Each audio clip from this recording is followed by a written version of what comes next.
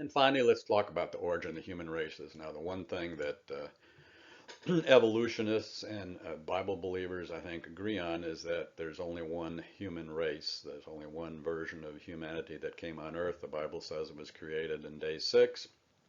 And evolutionists cannot believe that this chance formation of the human being could have happened 4 or 5 or 6 times with different human beings resulting. So there at least is that minimal part, kind of agreement between the two. Well, it turns out that vitamin D, which is in our bodies, is an extremely important vitamin in our bodies to have good health and good life.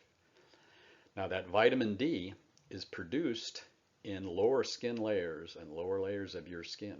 So if you have lots of sunlight coming in, it enters the upper layers of your skin, and then it gets down to about the actually layers 5 and 6, and that's where the vitamin D is generated for your body. You need that vitamin D to be healthy. You need just the right amount, not too much and not too little. And it turns out that skin color affects that, how much vitamin D you make. There are very few foods that provide natural vitamin D, but there are a few. So it turns out that if you're living at various places on the surface of the Earth, you get significantly different quantities of sunlight.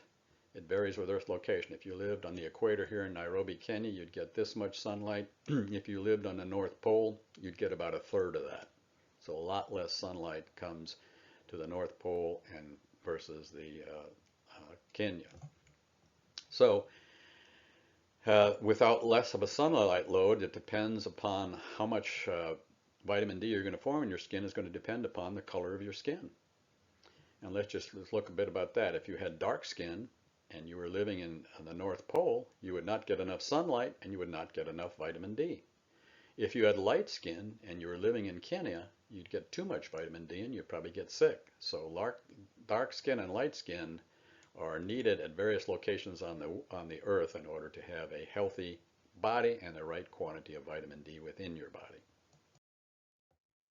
Here's a little bit more detail. You may have to stop this slide also to look at it, but here is someone in Nairobi, Kenya, and all these sun rays are coming in, and that person has dark skin, black and brown skin here, and by the time it gets down to the two layers down here that form the vitamin D, just the right amount of light, I've shown here 1, 2, 3, 4, 5, 6, 7 rays have gotten down here in order to make the right amount of vitamin D for that person.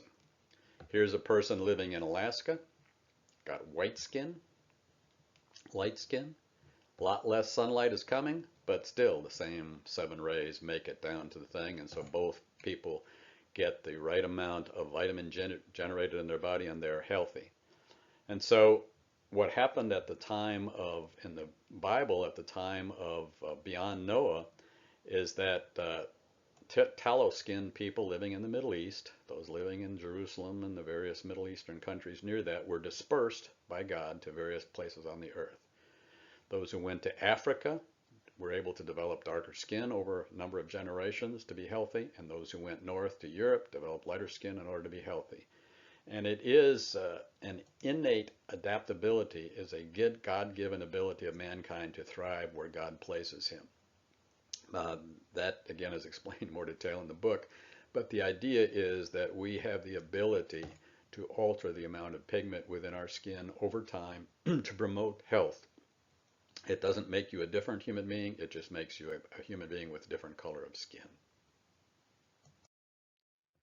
Now, finish up here. There's one group of people that live in a place where there's very little sunlight, the Eskimos living in the Arctic.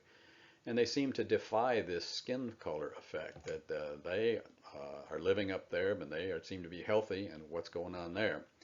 Well, they're dark skinned, they live in the Arctic where the sunlight is minimal, and they're often quite fully clothed. There's this man is shown here building his igloo. He's getting very little sunlight into his skin to make vitamin D, but it turns out, fortunately, that they eat just the right foods that provide them with natural vitamin D.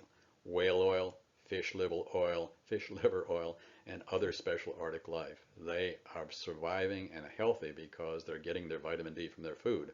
We, of course, on Earth here today get vitamin D in our milk and vitamin D in our supplements that we can take, and so we are no longer tied to having the correct amount of sunlight to make vitamin D our bodies. But that, anyway, that is an overall explanation for the existence of the different races who differ predominantly in color, and it is as a result of living in different places on the earth and requiring the right amount of vitamin D controlled by your skin color.